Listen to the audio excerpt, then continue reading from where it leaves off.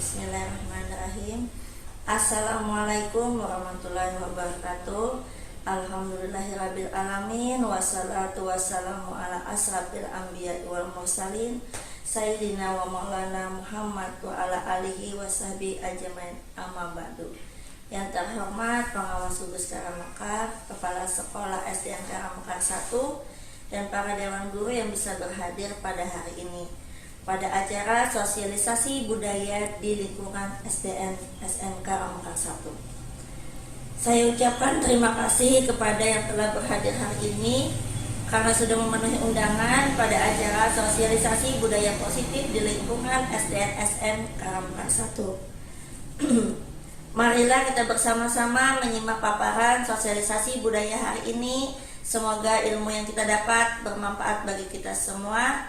Amin ya rabbal alamin. Bismillahirrahmanirrahim. Assalamualaikum warahmatullahi wabarakatuh. Waalaikumsalam warahmatullahi wabarakatuh. Alhamdulillahirabbil alamin. Allahumma shalli ala Muhammad wa ala ali sayyidina Muhammad. Yang saya hormati Bapak dan Ibu, terutama Bapak dan Ibu calon guru penggerak yang berasal dari SDN Karangmekar 1 Banjarmasin. Alhamdulillah kita hari ini bisa mengikuti kegiatan sosialisasi membangun budaya positif yang diselenggarakan oleh calon guru penggerak dari SDN SN Karangmekar 1.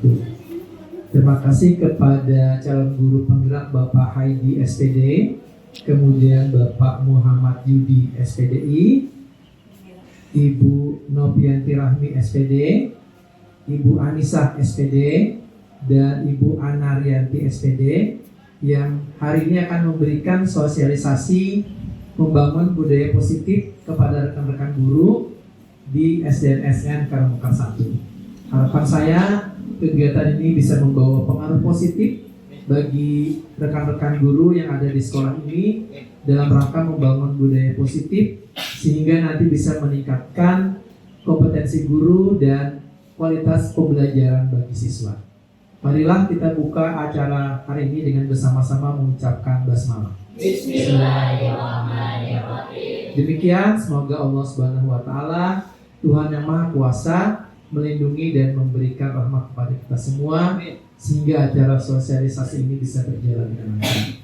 Terima kasih. Assalamualaikum warahmatullahi wabarakatuh. Waalaikumsalam warahmatullahi wabarakatuh.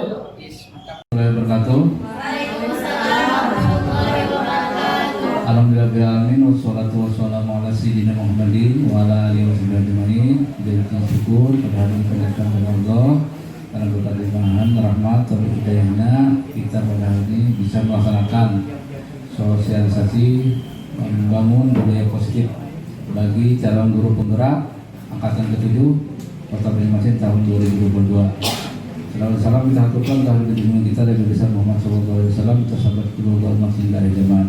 Atas nama kepala sekolah SDN SN Karangmekar 1, kami menyampaikan kepada calon guru penggerak untuk bisa melaksanakan kegiatan tentang sosialisasi membangun budaya positif ini terhadap guru-guru di SDN SN Karangmekar 1. Mudah-mudahan dengan apa yang kita sampaikan semuanya, semua dari TGP yang ada bisa membawa angin segar perubahan bagi guru-guru kita di SDN SN Karangmekar 1. Kemudian selamat bekerja semuanya untuk CGP yang ada. Tetap semangat untuk melanjutkan semua tugas yang ada hingga akhir nanti. Ya, akhiri wabillahi taufiq wal hidayah. Wassalamualaikum warahmatullahi wabarakatuh. Waalaikumsalam warahmatullahi wabarakatuh. Terima kasih kepada Bapak Pengawas dan Bapak Kepala Sekolah yang telah memberikan sambutan dan arahannya sebelum kita memulai acara pada hari ini. Nah, sebelum kita memulai acara pada hari ini tentang budaya positif, saya sendiri akan memberikan gambaran apa itu budaya positif. Budaya positif merupakan suatu kebiasaan yang disepakati bersama untuk dijalankan dalam waktu yang lama, terutama di sekolah masing-masing. Budaya positif menjadi sebuah bagian yang tidak bisa dipisahkan dari refleksi filosofi Ki Hajar Dewantara, nilai-nilai dan peran guru penggerak, serta visi guru penggerak yang sudah kita pelajari pada modul sebelumnya. Jika semua bisa kita pahami dengan baik, maka akan dapat diimplementasikan dalam kehidupan sehari-hari, terutama di lingkungan sekolah kita sendiri. Pada hari ini, sosialisasi budaya positif akan membahas tentang materi perubahan paradigma, konsep disiplin dan motivasi, keyakinan kelas, pemenuhan kebutuhan dasar, 5 posisi kontrol, serta segitiga restitusi yang adanya hukuman. Dan selain itu juga dapat ditumbuh kembangkan di sekolah kita melalui sebuah kegiatan dan pembiasaan yang diawali dan dipelopori oleh calon guru penggerak. Kegiatan itu sendiri baik kegiatan ekstrakurikuler maupun kegiatan pembelajaran kita dalam kelas. Nah, untuk menciptakan budaya positif itu sendiri, sekolah harus menyediakan lingkungan yang positif, aman, dan nyaman agar murid-murid mampu berpikir, bertindak, dan menciptakan dengan merdeka apa yang mereka inginkan, mandiri, serta bertanggung jawab. Itulah sedikit gambaran pembukaan dari saya sebelum kita memulai acara pada hari ini. Saya kira cukup sekian. Wassalamualaikum warahmatullahi wabarakatuh. Selamat mengikuti acara sosialisasi budaya positif pada hari ini. Bismillahirrahmanirrahim. Assalamualaikum warahmatullahi wabarakatuh. Alhamdulillah hari ini kita bisa berkumpul di ruangan ini. Perkenalkan dulu, nama ulun Anna Rianti dari SDN Garang Kelas 1, calon guru penggerak angkatan 7 Kota Banjarmasin tahun 2022. Hari ini saya akan membawakan sosialisasi membangun budaya positif. Sudah siap Bapak Ibu? Masih semangat? Minta semangatnya dong. Semangat pagi. Pagi. Yes. Jos, jaringan orang sukses. Amin. Nah, hari ini judulnya membangun budaya positif. Positif itu yang baik-baik kok Bapak Ibu. Nah, langsunglah ulun. Nah, menurut filosofi pendidikan Ki Hajar Dewantara, nilai-nilai dan peran guru penggerak ada berbagai macam. Nah, di sini adalah bahasan-bahasan yang akan kita bahas hari ini. Santai saja, tidak perlu tegang. Materinya juga akan terlalu banyak Bapak Ibu ya. Ada peran guru penggerak, ada visi guru penggerak, rancangan perubahan menggunakan konsep bagja, budaya positif, keyakinan kelas, kebutuhan dasar manusia, restitusi, dan posisi kontrol. Nah, sebelum itu kita akan bermain dulu ice breaking lah sebentar. Lakukan apa yang saya katakan. Muntah dulu lah. Contoh, misalkan lu kayak kenapa ini? Ini?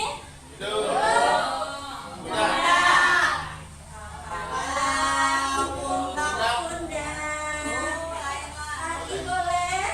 Boleh kan kalian sembuh kan? Nah, sekarang kita pegang hidup.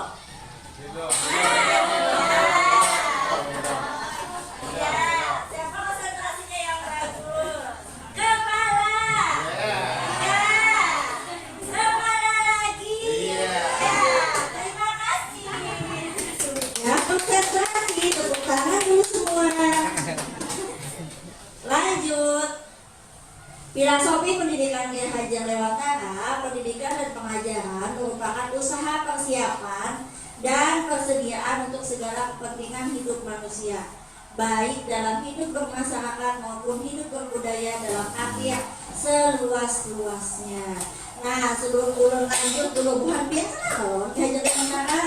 Oh, nah, siapa sih Din? Bapak siapa? Alhamdulillah, berarti kita lanjut ke pendidikan. Pendidikan merupakan tempat persemaian pendidikan kebudayaan dalam masyarakat. KHD memiliki keyakinan bahwa untuk menciptakan manusia Indonesia yang beradab, maka pendidikan adalah salah satu kunci untuk mencapainya. Pendidikan dapat menjadi ruang berlatih dan bertumbuhnya nilai-nilai kemanusiaan yang dapat diteruskan atau diwariskan. Lanjut. Nah, ini tujuan dari pendidikan. Kelihatan foto bapaknya. Nah, Tujuan pendidikan menurut KHD menuntut segala kodrat yang ada pada anak agar tercapai keselamatan dan kebahagiaan yang setinggi-tingginya. Nah, bagi anak. Lalu menuntut dan menumbuhkan kembang anak sesuai kodratnya dan mewujudkan profil pelajar Pancasila berbudi pekerti. Nanti ada pembahasan tentang profil pelajar Pancasila. Lanjut lagi. KHD mengibaratkan peran pendidik seperti seorang petani atau tukang kebun. Anak-anak itu tumbuhan yang disemai dan ditanam oleh petani atau tukang kebun di lahan yang telah disediakan. Nah, artinya kalau dia seperti padi, maka tanamlah seperti padi. Kalau seperti jagung, maka tanamlah seperti jagung. Dalam proses menuntun, anak diberikan kebebasan. Nah, namun pendidikan sebagai pamong dalam memberikan tuntunan dan arahan agar anak tidak kehilangan arah dan membahayakan dirinya. Seorang pamong dapat memberikan tuntunan agar anak dapat menemukan kemerdekaan dalam belajar. Artinya walaupun bebas, kita sebagai pamong, sebagai pendidik harus memberikan arahan dan tuntunan, bukan sebebas-bebasnya anak. Ya. Lanjut. Proses pembelajaran yang mencerminkan pemikiran KHD, memerdekakan dan berpusat pada siswa, mengikuti perkembangan zaman. Nah, zaman apa kita sekarang ini? Iya, betul, zaman digitalisasi. Jadi kita jangan sampai ketinggalan, Pak. Tidak bertentangan pada nilai-nilai kemanusiaan, membangun pada budi pekerti dan berfokus pada proses bukan hasil. Prosesnya seperti apa?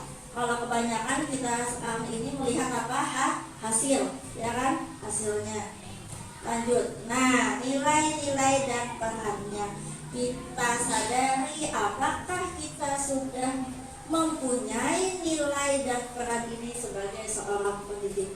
Mari kita mulai dan kita lihat. Nah, berpihak pada murid. Berpihak pada murid kan kita selama ini.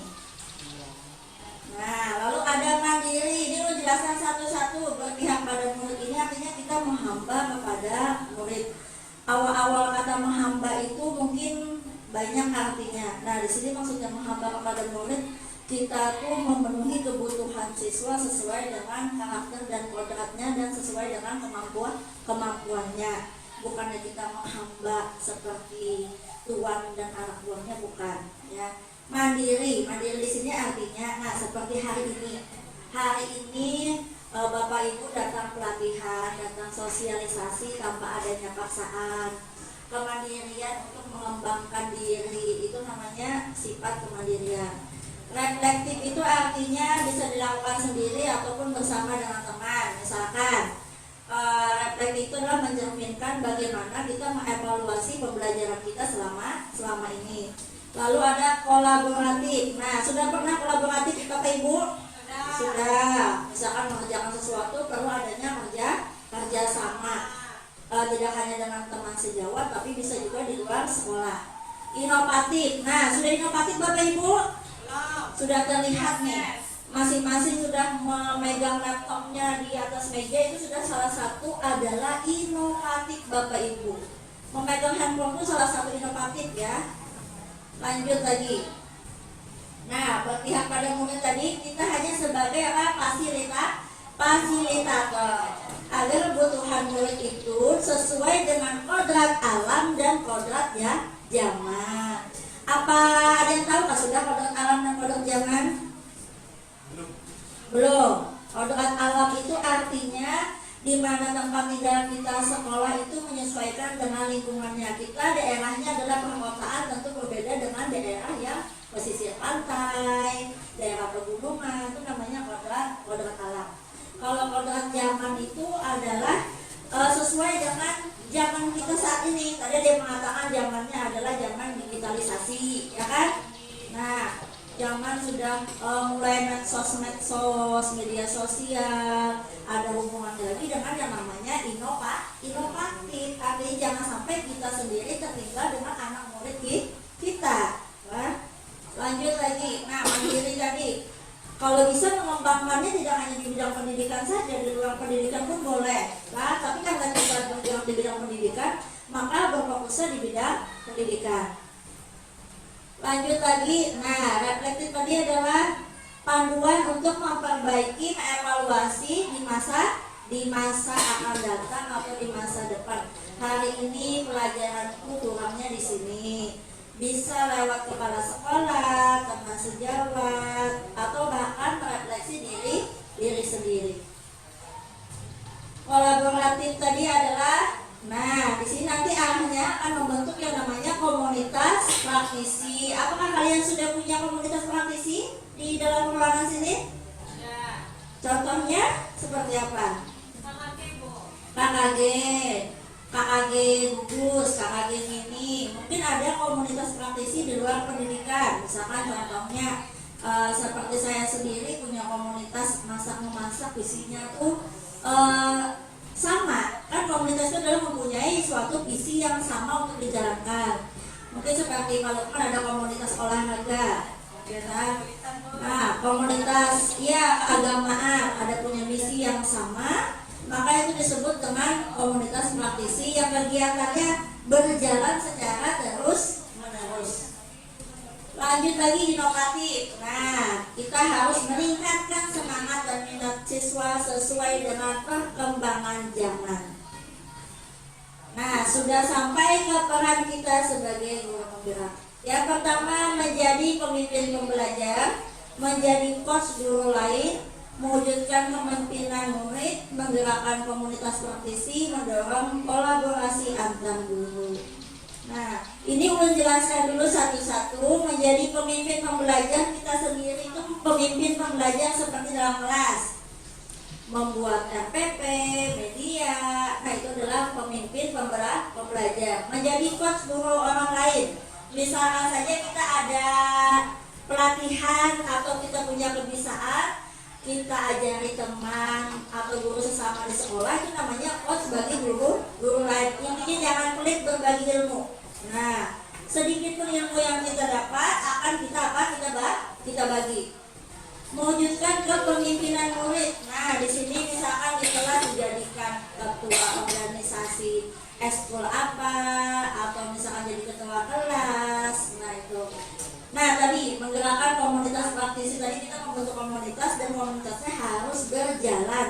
Nah, jangan setelah dibentuk tidak berjalan komunitasnya.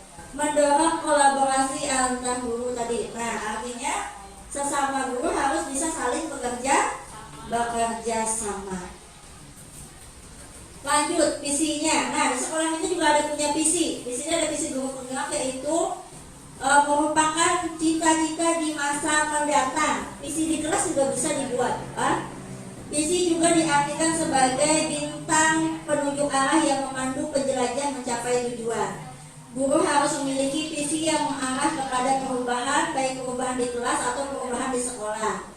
Untuk mencapai visi itu, kita perlu namanya pendekatan perubahan yang disebut inquiry apresiatif. Nah, pernahkah mendengar itu, Bu, Bapak? Inquiry apresiatif atau disingkat IA.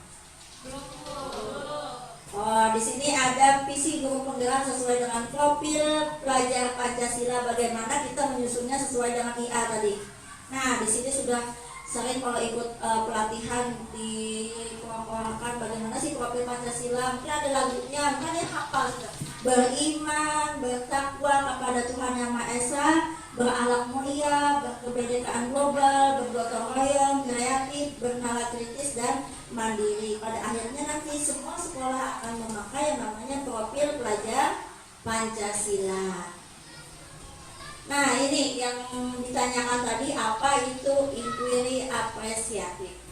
Itu adalah suatu filosofi berfokus pada upaya kolaboratif untuk menemukan hal positif dalam diri seseorang, dalam suatu organisasi dan dunia sekitar, baik di masa lalu, masa kini maupun masa depan. Nah, itu namanya IA. Dikenal dengan manajemen perubahan kolaboratif yang berbasis kekuatan. Nah, nanti cara menyusunnya itu berdasarkan Bagja. Nah, ini tahapan Bagja. Nah, ini bisa nanti berfungsi sekali buat Bapak Ibu di kelas, menyusun keyakinan, menyusun visi di kelas. Yang pertama B, membuat pertanyaan utama. A. Ambil pelajaran, gali mimpi bersama, jabarkan rencana dan atur eksekusi. Yang terakhir itu artinya kita melaksanakan. Nanti pada tahapan selanjutnya memang kita melakukan semuanya mengikuti alur kerja. Nah, ini sampailah kita ke pokok inti permasalahan hari ini, yaitu membangun budaya positif. Nah, disiplin positif menurut Dr. William Glasser dalam kontrol teori yang kemudian hari berkembang dan dinamakan choice theory, meluruskan beberapa miskonsepsi tentang makna kontrol. Nah, di sini akan diluruskan menurut berbagai macam ilmuwan ya. Pertama, ilusi guru mengontrol murid. Lanjut lagi, yaitu ilusi bahwa semua penguatan positif, efektif, dan bermanfaat. Lalu ilusi bahwa kritik dan membuat orang merasa bersalah dapat menguatkan karakter.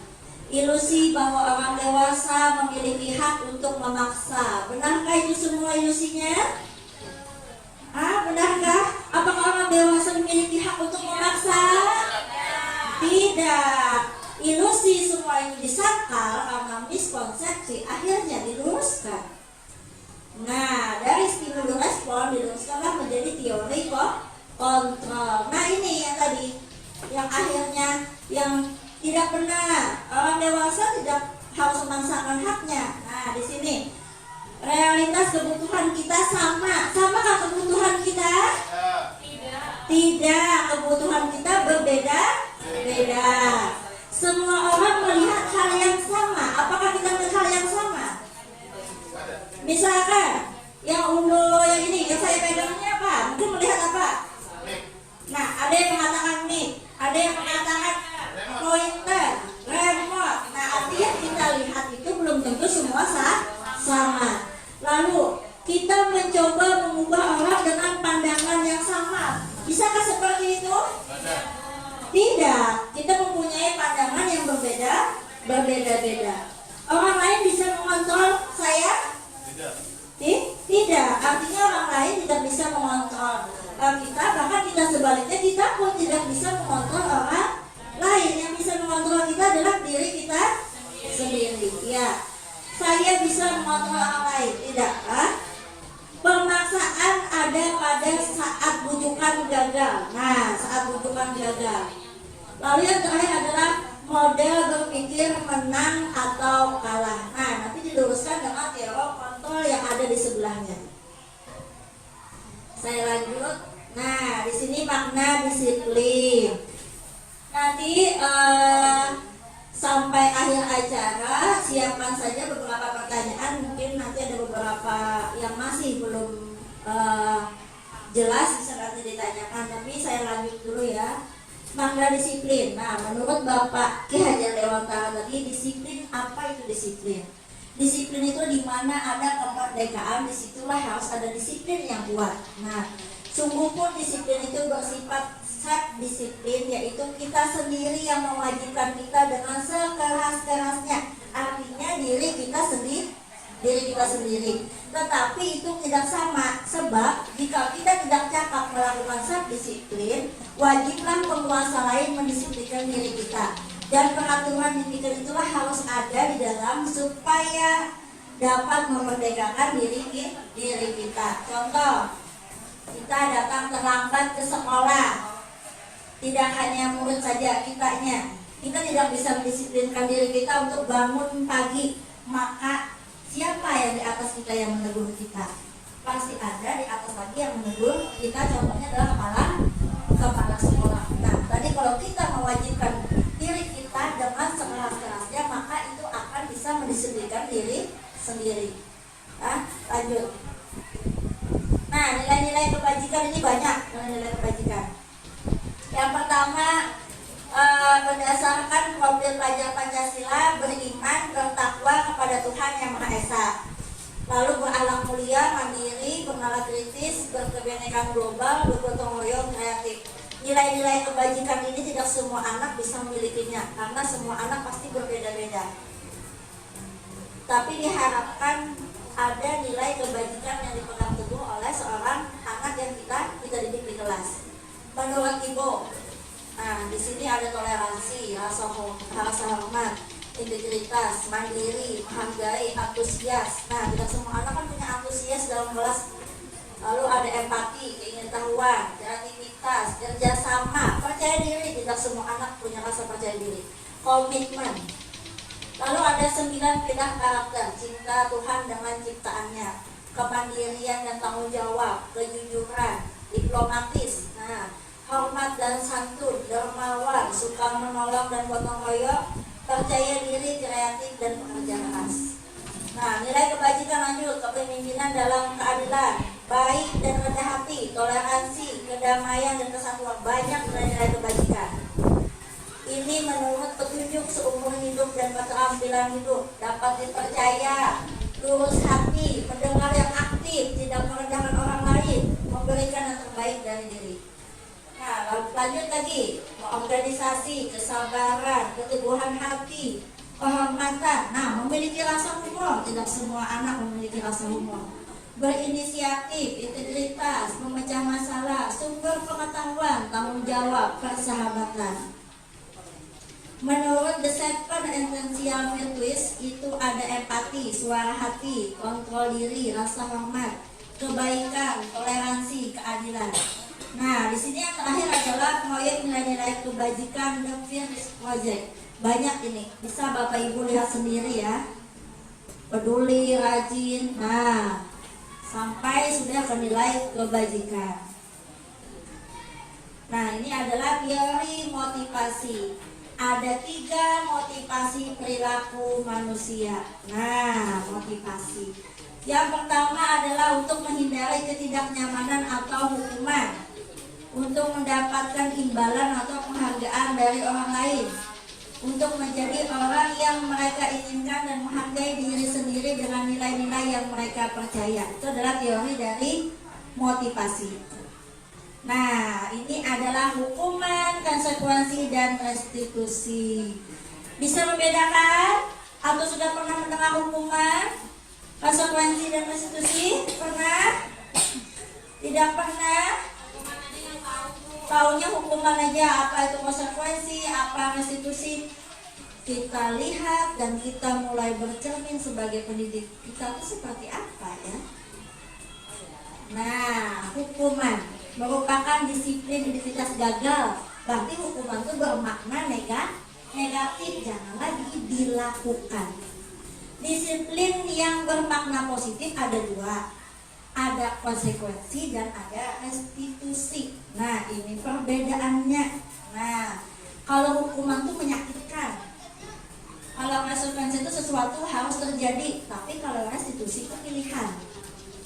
Anak dan kita pun memilih. Lalu kalau hukuman, ada rasa tidak nyaman dalam jangka waktu yang panjang. Kalau konsekuensi itu jangkanya pendek, tapi kalau restitusi malah lebih menguatkan anak dalam jangka waktu panjang. Lalu ada hukuman. Kalau hukuman itu pasti ada korban ketidakadilan. Nah, lalu ada kalau konsekuensi, korban bisa diabaikan. Kalau restitusi, korban mendapat ganti. Nah, gantinya apa? Nanti lebih jelasnya. Lalu murid akan tersakiti dengan adanya hukuman. Pak? Lalu kalau konsekuensi, murid atau anak dibuat tidak nyaman. Kalau restitusi, anak mendapatkan penguatan. Nah, itu bedanya. Lanjut. Nah, ini hukuman. Kenapa tadi menyakitkan? Kenapa anak jadi korban? Karena hukuman itu bersifat tiba-tiba atau tidak direncanakan. Nah, berpihak hanya satu arah karena guru saja yang memberikan hukuman. Tidak ada kesepakatan, baik berupa fisik, psikis maupun anak yang disakiti oleh suatu perbuatan atau kata-kata. Kadang kita sebagai seorang pendidik tidak sadar apa yang kita ucapkan. Nah, lanjut. Itu kalau hukuman. Kalau konsekuensi dibentuk, disetujui oleh murid dan gurunya. Umumnya dibuat oleh pihak sekolah. Misalkan Senin harus pakai seragam lengkap saat upacara. anak-anak pasti mengikuti. Yang membuat peraturan adalah sekolah. Nah, lalu konsekuensi ini membuat murid tetap diolah tidak nyaman dalam jangka waktu pendek. Nah, lanjut. Nah, restitusi adalah menciptakan kondisi bagi murid untuk memperbaiki kesalahan mereka sehingga mereka bisa kembali pada kelompok mereka. Misalkan, contoh perbedaan hukuman, konsekuensi, dan restitusi. Hari ini ada anak yang pertama anggap aja Galuh, tidak mengerjakan PR, langsung dihukum lari 7 hari lapangan. Artinya si Galuh adalah korban dari hukuman. Kalau konsekuensinya, maka kita akan bertanya, anak Galuh, kamu tidak mengerjakan PR, konsekuensinya apa? Nah, artinya anak kan sudah tahu. Keyakinan di kelas kita, konsekuensinya bagi tidak mengerjakan PR akan membersihkan WC, misalkan. Kalau restitusinya akan bertanya dulu mengapa si Galuh tidak mengerjakan PR, apa solusinya, bagaimana jalan keluarnya, ketiduran alasannya, tidak ada yang membantu di rumah. Lalu kita memberikan jalan keluarnya bagaimana besok-besoknya lagi si Galuh tidak lagi melakukan hal yang serupa. Itu namanya restitusi. Nah, lanjut. Nah, ini segitiga restitusinya. Nah, kamu tentu punya atau alasan mengapa melakukan itu. Nah, segitiganya. Keyakinan kelas apa yang telah kita sepakati, ada konsekuensi di dalamnya. Tadi, kalau tidak mengerjakan PR apa?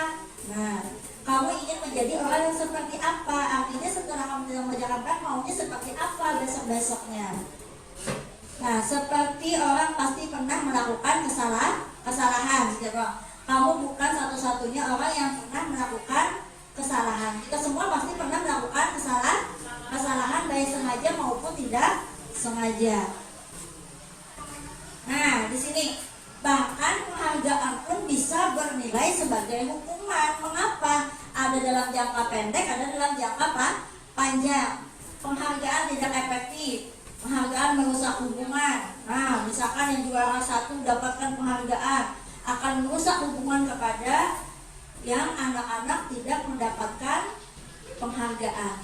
Lalu mengurangi ketepatan, menurunkan kualitas. Akhirnya kualitas anak yang tidak mendapat penghargaan akan semakin menurun kalau anak tidak dimotivasi dengan baik. Mematikan kreativitas. Oh, pasti yang ranking 1 itu aja orangnya. Nah, kadang anak berpikir juga seperti itu. Lalu penghargaan merupakan suatu hukuman bagi anak-anak yang tertinggal dengan anak-anak yang lainnya. Nah, jadi kita patut juga berpikir kalau kita memberikan penghargaan terhadap anak seperti apa. Lanjut. Nah, ini segitiga restitusi tadi merupakan tahapan tindakan yang dilakukan guru untuk membawa siswa menaati kesepakatan kelas yang telah ditetapkan dan mengakui secara sadar terbuka ketika melakukan salah, serta merasa kenyamanan ketika sudah berperilaku jujur.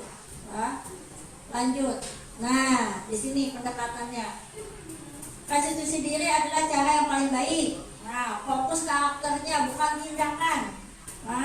Lalu menguatkan, fokus pada solusi. Tadi solusinya mengembalikan murid yang berbuat salah pada kelompoknya. Contoh, misalkan ada yang mencuri terus di kelas dibully, akhirnya dia akan dikucilkan kalau kita memberi hukuman. Tapi kalau kita memberikan restitusi, maka dia akan kembali ke kelompoknya dengan adanya penguatan dengan syarat anak tidak melakukan hal tersebut lagi. Lanjut. Nah, sebuah cara menanamkan disiplin positif, bukan untuk menebus kesalahan, tapi belajar dari kesalahan agar tidak terulang kembali. Memperbaiki hubungan, ada tawaran bukan paksaan, menuntun untuk melihat ke dalam diri, mencari kebutuhan dasar yang mendasari tindakan. Maksud di sini, kenapa si anak melakukan seperti itu? Kenapa si anak bisa tidak mengerjakan PR? Mengapa si anak bisa mencuri dalam kelas? Nah, lanjut. Nah, di sini keyakinan kelas. Ibu, bapak sudah pernah membuat keyakinan kelas? membuatnya di mana? Di awal tahun ajaran, tapi bisa dievaluasi di bulan ketiga atau selanjutnya. Tapi untuk guru bidang mungkin keyakinan atau kesepakatan kelas bisa dibuat saat masuk pembelajaran atau bisa mengikuti dengan keyakinan kelas yang sudah ada. Yang pertama, bersifat lebih abstrak daripada peraturan, rinci dan konkret. Keyakinan kelas berupa pernyataan universal. Nah, di sini bisa dibuat berdasarkan apa tadi? Nilai-nilai kebajikan. Lalu senantiasa pastinya berbentuk apa? Positif. Contoh, jangan membuang sampah sembarangan. Kita ubah dengan kata-kata buanglah sampah pada tempatnya. Nah, di situ. Keyakinan kelas tidak terlalu banyak, panjang, tapi mudah diingat dan dipahami oleh semua warga kelas. Keyakinan kelas adalah dapat diterapkan di lingkungan. Lalu, semua warga kelas hendaknya ikut berkontribusi, artinya semua anak boleh membuat keyakinan kelas. Nah, bersedia meninjau kembali keyakinannya dari waktu ke waktu, boleh diubah, boleh ya. Lanjut, nah ini contoh keyakinan kelas 1, kelas 5, dan kelas 7. Kelas 7 itu SMP. Setiap anggota kelas perlu belajar, nah perlu senang. Kalau senang ini tidak harus kelas 1. Kelas apapun belajar harus senang. Kalau kita tidak senang, kita tidak menikmati pembelajaran. Ya, harus senang, ada apa Ibu? Walaupun pelajarannya susah, seperti matematika misalkan. Intinya harus senang. Kalau kita tidak senang, maka hamparlah lingkungan kita. Nah, lalu bersifat positif. Ya kan, kalau kita sudah senang, maka pikiran kita akan positif. Kalau tidak senang, akhirnya berpikir, oh matematika sulit, ibunya galak. Nah, itu kan negatif. Oh, ibunya cantik, pelajarannya menyenangkan. Nah, kan itu contoh keyakinan kelas. Intinya belajar harus menyenangkan. Lanjut. Nah, ini kebutuhan dasar manusia menurut William Glasser. Bertahan hidup, cinta dan merasa diterima, kebutuhan akan kebebasan, kesenangan, dan penguasaan. Setiap anak memiliki kebutuhan masing-masing. Di kelas kita amati apa sih kebutuhan anak. Nah, lanjut. Nah, di sini posisi kita. Nah, ini adalah pembahasan yang terakhir Bapak Ibu ya. Nah, posisi kontrol kita sebagai guru yang pertama, kita di mana selama ini? Penghukumkah, pembuat merasa bersalah, teman, pemantau, atau manajer? Baiklah, saya akan menunjukkan sebuah kasus misalkan. Kasusnya adalah anggap Udin. Udin datang terlambat. Nah, tiba-tiba datang terlambat. Udin,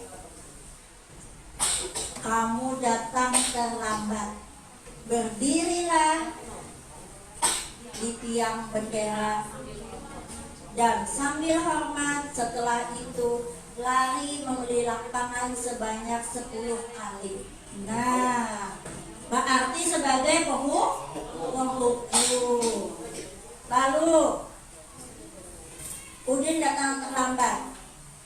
Udin, kamu terlambat lagi. Kamu tidak kasihan dengan ibu.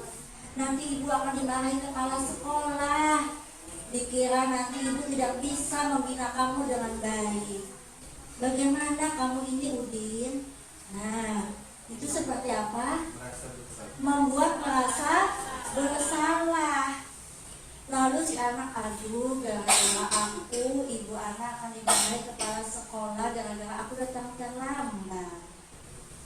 Nah, lalu kalau teman, Udin, kenapa kamu hari ini terlambat, nak? Berbicaranya tulus, kasih sayang. Iya bu, saya terlambat. Anaknya pun akhirnya tidak jadi takut kepada gurunya kalau kita berposisi sebagai teman. Nah, kita di mana hari ini? Posisi kita di mana? Pemantau. Udin, sudah jam berapa ini, nak? Kamu tahu kita belajar mulai jam berapa? Jam 7.30, Bu. Kamu datang Jam berapa? Jam 8. Nah, artinya gurunya sebagai pemantau keyakinan sekolah atau keyakinan kelas yang ada, mengingatkan, memantau. Nah, kalau manajer yang terakhir adalah posisi yang paling bagus, paling baik, dan mudah-mudahan kita semua dapat menerapkannya sebagai posisi manajer pada akhirnya. Ya, manajer ini contoh lagi. Udin, kenapa kamu terlambat hari ini, nak? Saya bangun kesiangan, Bu. Nah, lalu kita carikan solusinya. Mengapa kamu bangun kesiangan? Ikut ibu ke kantor ya, kita bicarakan baik-baik. Nah, kita cari solusinya agar si Udin tidak lagi datang terlambat. Nah, itu adalah posisi kontrol, ada 5. Masih semangat ibu-ibu? Masih. Nah, hari ini sudah sampai detik di sini. Sebelum lanjut, apakah sudah merasa kalian di posisi yang mana? Nah, sambil kita mengingat-ingat kembali, semoga kita tidak sebagai posisi penghukum. Kalaupun pernah terjadi, maka perbaikilah diri kita sendiri. Ya. Saya di nomor 2. Oh, aduh, ibu sudah capek-capek bikin ulangan. Kamu menjawabnya 5 menit selesai. Ibu begadang malam tadi bikin soal. Seperti itu ya, Bu ya. Masing-masing siswa lain. Ya. Kalau seperti siswa yang harus bagaimana, tidak bisa juga ya, Pak ya. Seperti teman, aduh kenapa kamu datang terlambat? Besok lagi senang bapaknya seperti itu. Ya. Nah, setelah ini saya akan membuka sesi pertanyaan. Tadi setelah kebutuhan bertahan hidup. Nah, kayaknya cukup sekian. Tapi sebelum saya tutup, saya akan memberikan beberapa pertanyaan untuk kalian. Kita hitungan timbal balik ya. Saya akan bertanya dulu. Masih ingat gak, Bu? Ada berapa nilai guru penggerak tadi? Ayo, yang ibu senyum-senyum ada berapa? Nilai guru penggerak ada berapa? Yang harus ada dalam diri kita sebagai seorang pendidik. Ya ibu, silakan.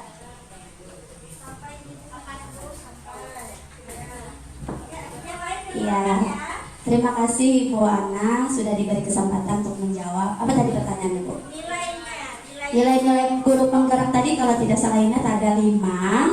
Ada 5. Yang pertama mandiri, kemudian kolaboratif, lalu reflektif, berpihak pada murid, dan satu lagi inovatif.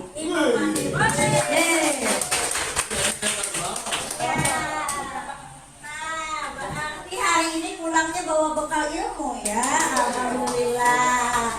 Lalu diulang lagi. Tadi ada perannya. Kita sebagai guru berperan sebagai ada 5. Ada yang ingat 5 itu apa? Oh bisa Bu, ya. Baik, terima kasih Bu Ana. Pemaparan yang sangat bagus ya. Tadi saya menyimak ada 5 peran dari guru penggerak. Kalau tidak salah ya, yang pertama tadi menjadi pemimpin pembelajaran, dan yang kedua menjadi coach guru lain, kemudian yang ketiganya mewujudkan kepemimpinan murid ya Bu. Nah, setelah itu kalau nggak salah tadi menggerakkan komunitas praktisi, dan yang terakhir mendorong kolaborasi antar guru. Iya, kasih. Tidak sia-sia hari ini kita sosialisasi membangun budaya positif. Alhamdulillah. Lanjut lagi, apakah ada yang bertanya? Saya buka 2 loop penanya. Silakan, siapa yang mau bertanya? Ini pojok kanan, pojok kiri, tengah. Silakan yang mau bertanya, yang ibu senyum-senyum silakan. Yang masih belum jelas aku ini sebagai apa ya di kelas, atau murid itu sebagai apa, atau ya silakan tentang apa saja di sini. Bapak mau bertanya?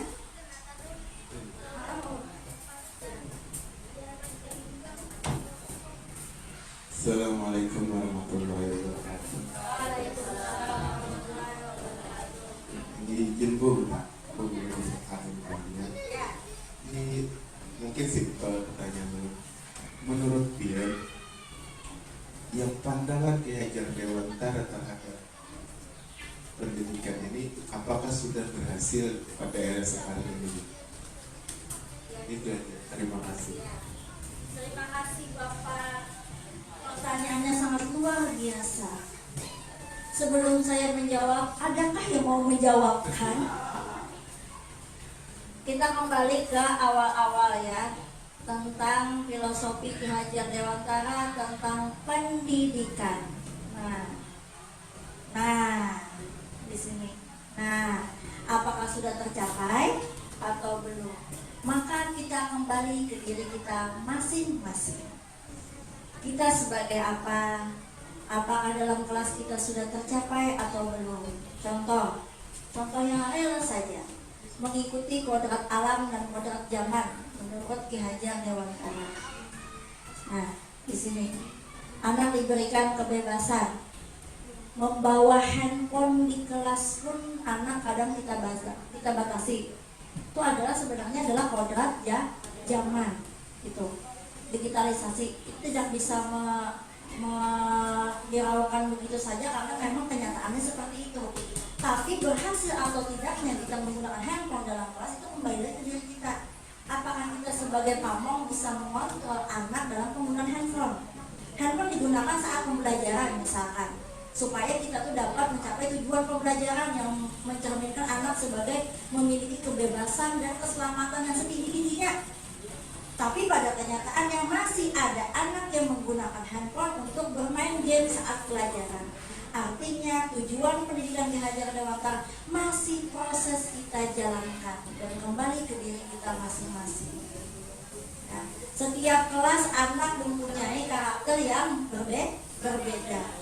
Kelas yang satu pun dengan kelas yang satu tentu juga berbeda. Keyakinan kelas yang kita miliki pun boleh berbeda. Contoh nanti misalkan ibu agama masuk, ada kesepakatan kelas sebelum pembelajaran berbeda dengan kesepakatan kelas yang sudah kita tempel. Maka tujuan pendidikan yang akan dicapainya pun juga akan berbeda. Tapi pada akhirnya satu, yaitu adalah mencapai keselamatan dan kebahagiaan anak yang setinggi-tingginya. Makanya tadi intinya kita harus senang dan bahagia. Nah, kalau anak tidak bahagia dalam kelas, selamatlah kita sebagai pendidik. Artinya buatlah kelas kita kelas yang menyenangkan. Salah satunya kelasnya harus bersih, menyenangkan, ya kan? Masa anak belajar di tempatnya yang kotor? Kan tidak mungkin. Nah, ada lagi? Mungkin Bapak bagaimana tanggapannya? Ya, luar biasa. Bagaimana Ibu? Apakah ada pertanyaan lagi? Sangat jelas. Oh, sangat jelas. Waktu kita masih panjang. Oh, terima kasih Ibu. Silakan Bu. Terima kasih Bu Ana. Ya, Assalamualaikum warahmatullahi wabarakatuh. Waalaikumsalam. Melihat pemaparan dari Bu Ana tadi sangat luar biasa. Bisa kita beri aplaus yang luar biasa pada Bu Ana. Dari beberapa pengalaman yang pernah saya alami, kebetulan di kelas 1 anak ini melakukan kesalahan beberapa kali, dalam artian kesalahan yang terulang. Dalam artian setiap hari anak ini sudah diberikan tadi apa yang lima butir tadi ya, arahan ya, apa tadi hukuman ya, jadi sudah diberikan restitusi tadi dari kesalahan yang dia berbuat diulang-ulang, kemudian diberi hukuman. Hukumannya sudah baik saja, hukuman dalam artian hukuman disuruh membaca kembali doa. Dia sering terlambat Ibu, dan dari orang tuanya sudah kita komunikasikan untuk sementara saya memperlakukan dia sebagai teman saja mungkin, nanti atau bisa juga sebagai pendidik. Kalau seandainya kamu apa bahasa Indonesia kita yuk di surat ikawan memalu, dia mau kayak maling juga. Jadi mungkin ada solusi yang terbaik dari Bu Ana, bagaimana cara kita memberi hukuman kah dalam artian yang seperti kejadian anak ini. Terima kasih Bu. Pertanyaannya luar biasa. Saya kembalikan lagi, apakah teman-teman bisa membantu?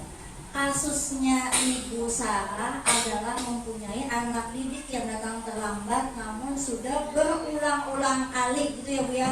Berulang-ulang kali sudah diberikan hukuman, tapi hukumannya masih bersifat positif, mungkin konsekuensinya membaca doa dengan diulang, tapi tetap sudah berkomunikasi dengan orang tuanya sudah.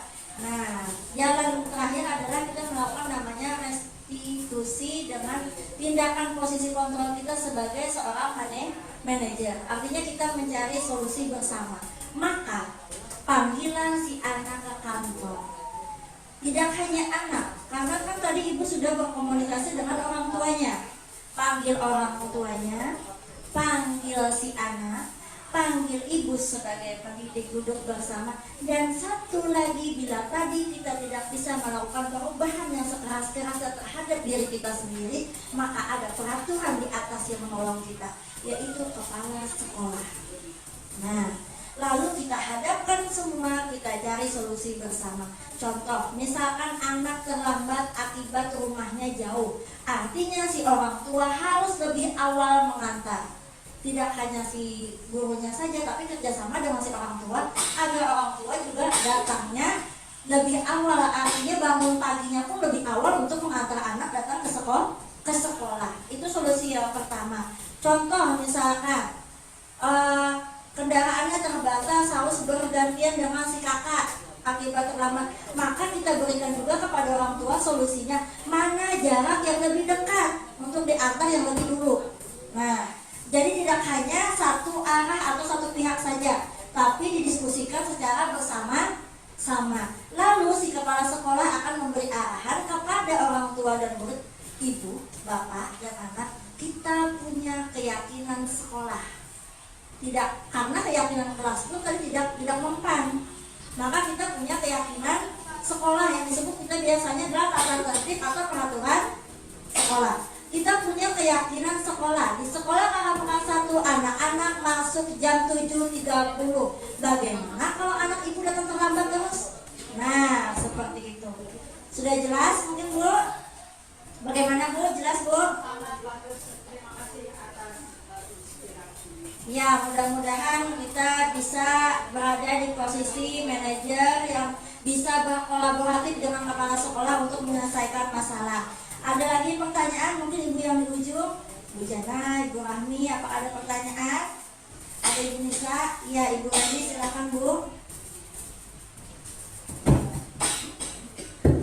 Assalamualaikum warahmatullahi wabarakatuh. Tadi ada penjelasan bahwa penghargaan itu bisa menjadi hukuman jangka panjang bagi anak. Nah, yang ingin saya tanyakan, kira-kira penghargaan seperti apa yang bisa kita berikan kepada anak-anak yang berprestasi mungkin, yang tidak memberikan efek kepada anak-anak yang lain? Itu saja Bu Ana. Terima kasih Bu. Pertanyaannya sungguh luar biasa. Ini perlu saya berpikir untuk menjawab ini kan. Bagaimana Bapak Lukman bisa membantu penghargaan seperti apa yang tidak memberikan efek hukuman jangka panjang bagi anak yang berprestasi? Nah, beri duit. Kita belak-belakan saja kadang-kadang anak-anak yang anggaplah anak-anak yang berprestasi yang dianggap pintar itu kadang ada beban dari orang tuanya. Contoh misalkan anaknya harus dapat nilai segini, kalau tidak dapat nilai segini, nah itu kan salah satu penghargaan yang mungkin salah satu memberikan beban kepada anak secara tidak langsung. Nah, di sini bagi anak yang berprestasi supaya tidak menjadi hukuman, maka carilah penghargaan menurut sesuai kebutuhan yang diinginkan. Kebutuhan anak berbeda-beda. Tadi apakah kebutuhan? Tidak perlu hadiah, Mak. tapi perlu mama papa menemani saya seharian quality time bersama family. Nah, misalkan jalan-jalan kata ibunya, itu adalah 5 dasar kebutuhan manusia. Seperti apa ia inginkan. Kalau misalkan kita memberikan penghargaan berupa prestasi yang sertifikat, piala, itu tidak apa-apa. Itu kan sebagai hasil kerja kerasnya. Tapi tadi ada efek jangka panjang dan jangka pendeknya. Anak-anak yang tidak mendapatkan itu akan merasa, oh kayaknya itu aja nih. Nah, jadi penghargaan yang kita berikan maka harus disesuaikan dengan kebutuhan 5 dasar kebutuhan manusia tadi, Bu. Nah, tadi kan ada penguasaan. Penguasaan itu rasa keakuannya, ingin aku dihargai, aku yang paling hebat. Kadang ada anak di rumah yang ramai bercerita, tapi saat di kelas pendiam, itu ada itu. Heboh kadang, tapi saat di kelas ada. Jadi kita kadang harus berkolaborasi dengan orang tua. Bagaimana anak di rumah, bagaimana anak di sekolah. Karena salah satu orang tua di sekolah adalah kita sebagai pendidik. Kita saja berapa jam di sekolah, ya kan? Setelah pulang, maka itu adalah anak mereka kembali ke keluarga mereka masing-masing. Nah, jadi tadi ada kebutuhan dasarnya bertahan hidup. Nah, contoh saja anak yang dibully karena misalkan bodoh, gara-gara sih yang dapat penghargaan, dapat ini, yang piala. Nah, itu kan lalu berkelahi, itu adalah contoh bertahan hidupnya. Maka kita akan memberikan arahan kepada anak yang berprestasi agar tidak sombong. Itu rentan terhadap yang namanya kecemburuan sosial. Makanya sampai saat ini pun ranking di dalam rapor kita tidak dituliskan kan angka rankingnya. Nah, mungkin seperti itu ya Bu ya, penghargaan yang disesuaikan dengan kebutuhan anak. Apa yang diharapkan oleh anak sesuai dengan kodrat alam dan kodrat zamannya. Nah, ada lagi yang ditanyakan? Ya, bisa Bu. Terima kasih. Assalamualaikum warahmatullahi wabarakatuh. Sedikit pertanyaan ya Bu Ana. Tadi pemaparan Ibu Ana ada yang menyebutkan kebutuhan dasar menurut William Glasser. Nah, tadi ada kebutuhan bertahan hidup, kebutuhan cinta dan merasa diterima, kemudian kebutuhan untuk kebebasan, kebutuhan untuk kesenangan, dan yang terakhir, yang kelima, kebutuhan penguasaan. Ya,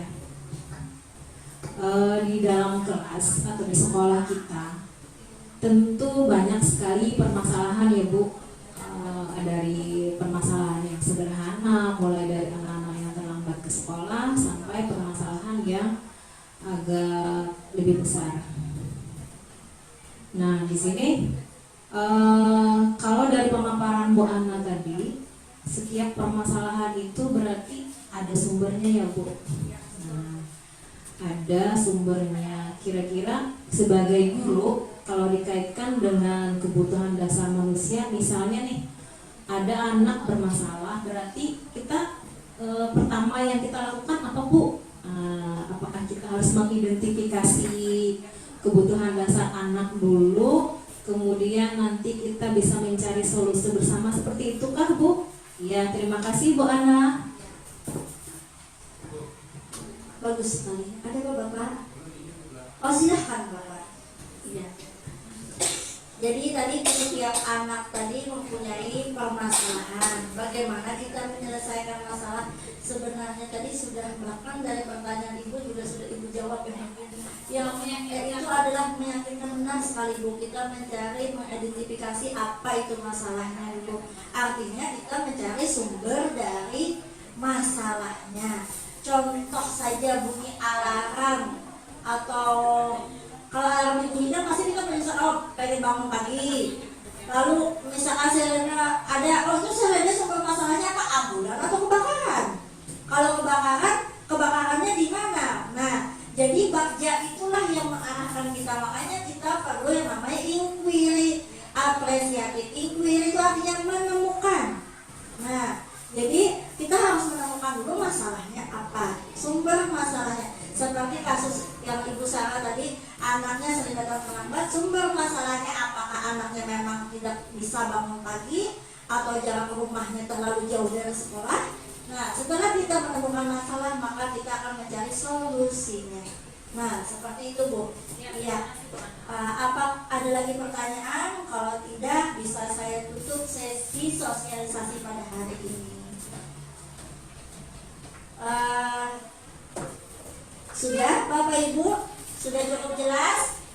Nah, jadi kesimpulan yang akan kita ambil pada hari ini adalah kita sebagai seorang pendidik harus mempunyai nilai dan peran sebagai guru penggerak. Nilai-nilainya tadi ada 5, perannya juga tadi ada 5. Dan kita harus membangun yang namanya budaya positif yang dimulai dari mana Bapak Ibu? Dari diri kita sendiri. Kita sebagai pamong, kita sebagai teladan harus memberikan contoh kepada anak. Anak sudah memiliki karakter yang kuat, kita tinggal mengarahkan agar kebebasannya itu tidak sebebas-bebasnya, tidak terlewat arah yang tidak diinginkan.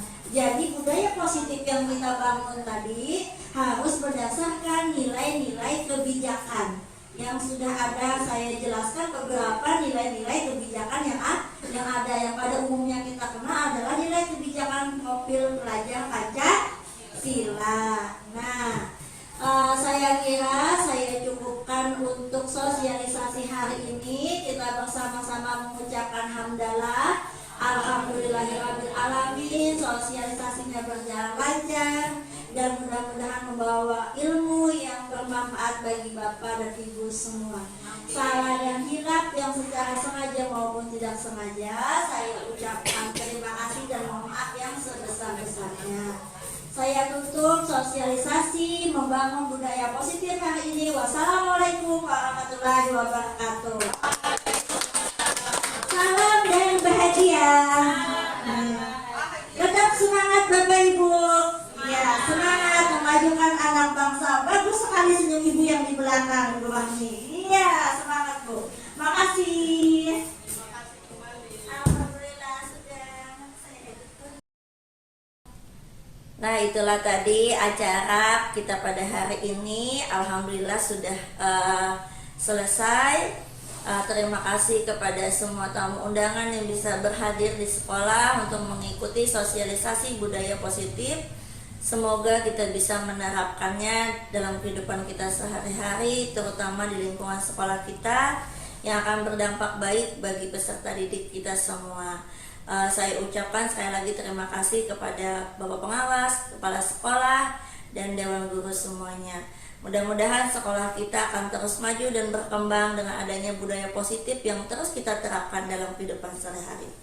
Cukup sekian dari saya. Semoga ilmu pada hari ini dapat bermanfaat. Amin amin ya rabbal alamin. Wassalamualaikum warahmatullahi wabarakatuh.